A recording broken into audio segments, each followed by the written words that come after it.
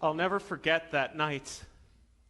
I'll never forget that night, the last night I ever spent in my childhood home. I'll never forget that night. And although it's hard, to be honest, to call it a home, especially when you grow up a slave, and yet that night, the golden twilight felt heavier in the air than usual. My younger siblings, they kept looking at me almost with a look of pity. My mom just kept going back and forth between pacing around the house and wrapping me up in her arms. Finally, I had to break this tension. I had to ask the question, why? Why is this night different from all other nights? Why is this night different? And everyone in the house just looks at me and stays quiet. I knew that Dad had met earlier with Moses and Aaron, something about a final plague, something about God sending this last and final plague upon Egypt, and trusting in God, trusting in his promise, even in the face of death.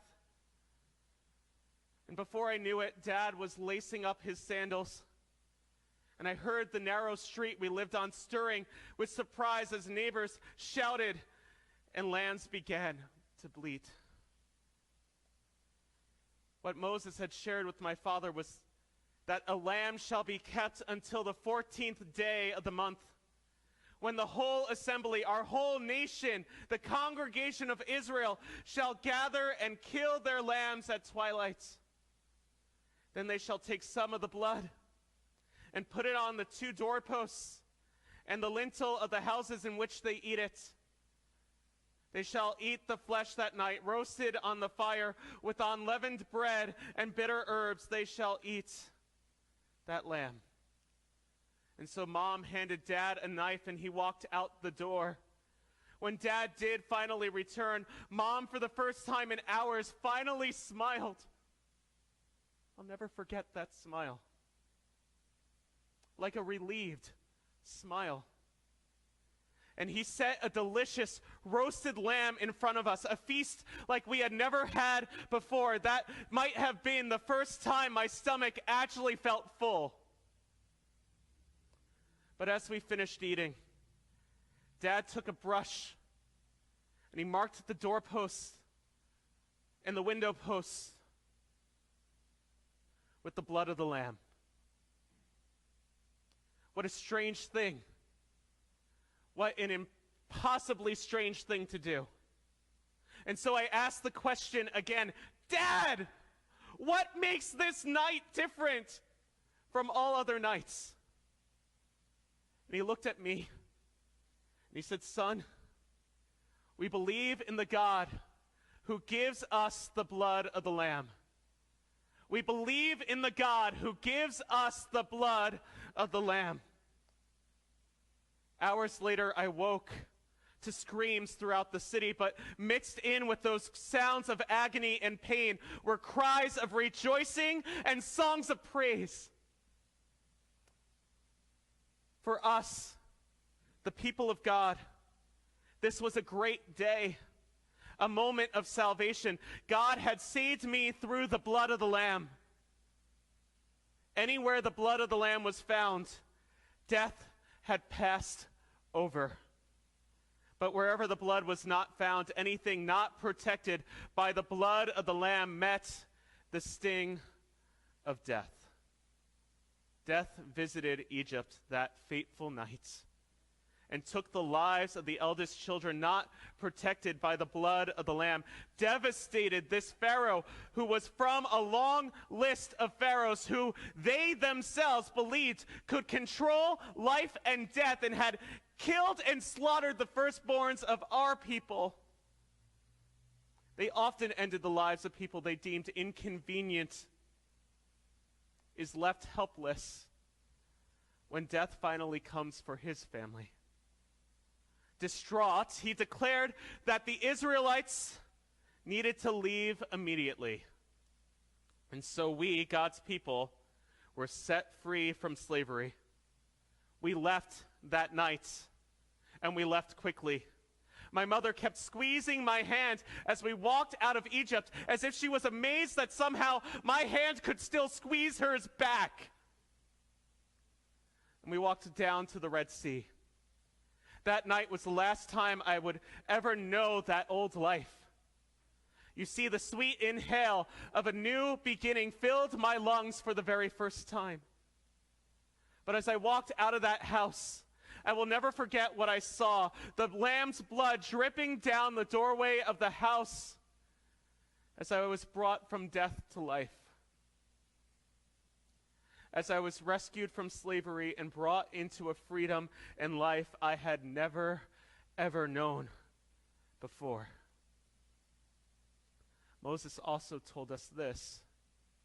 This day shall be for you a memorial day, and you shall keep it as a feast to the Lord throughout your generations, throughout all generations. As a statute forever, you shall keep it as a feast. Which is why you can still go buy matzah at Fry's and Basha's and Safeway and everywhere else. That's why God had told us. And so year after year, we celebrated. And Mom would grab my hand. Dad would give me a hug. And as I got older, I was able to teach my children and grandchildren about the night, the very night that God used a lamb to save my life. The night that God used a lamb to save my life. Generations later, another son would ask his father the same question that I asked mine, but for a totally different reason. Why is this night different from all other nights, Dad? You see, just moments before, the father had walked into his house with a group.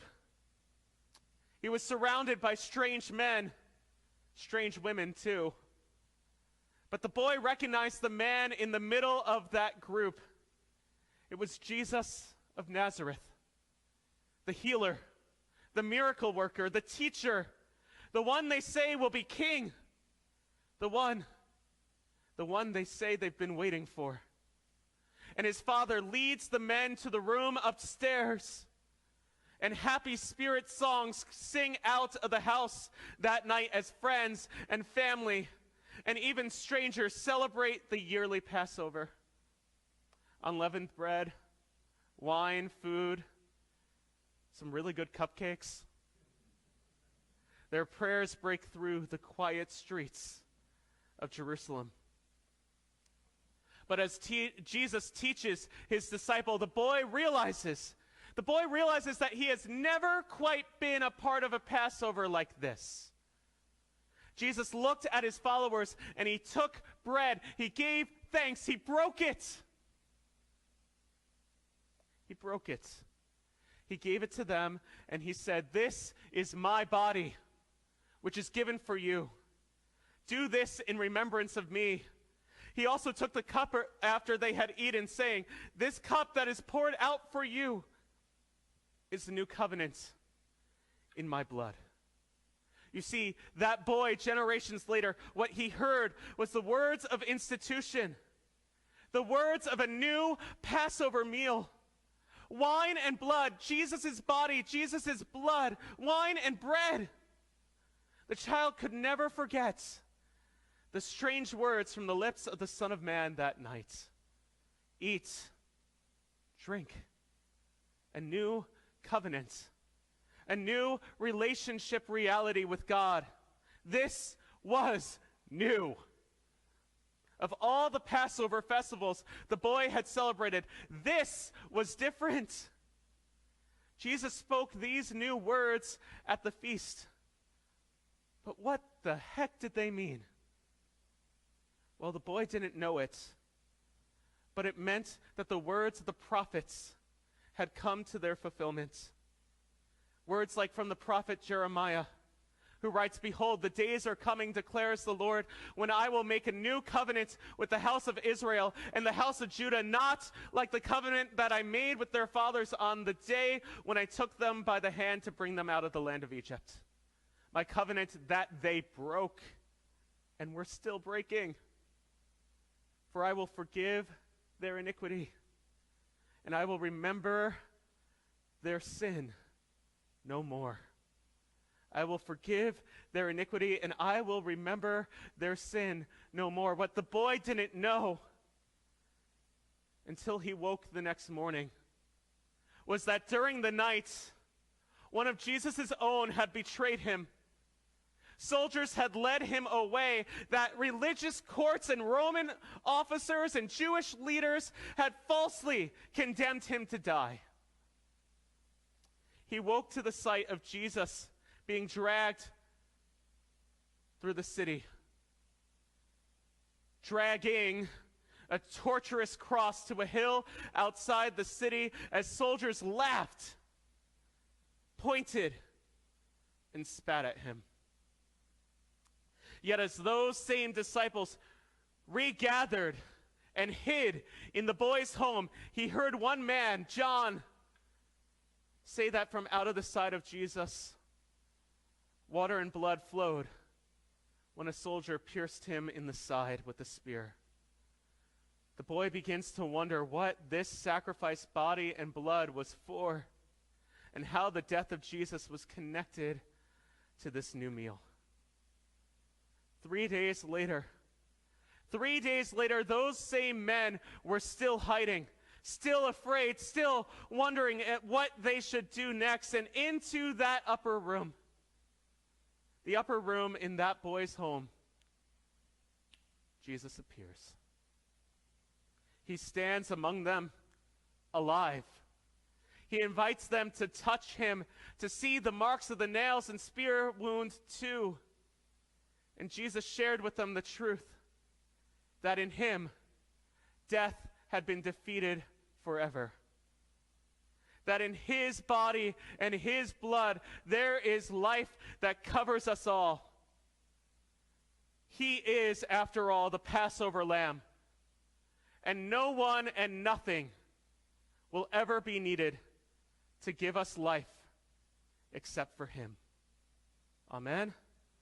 Amen.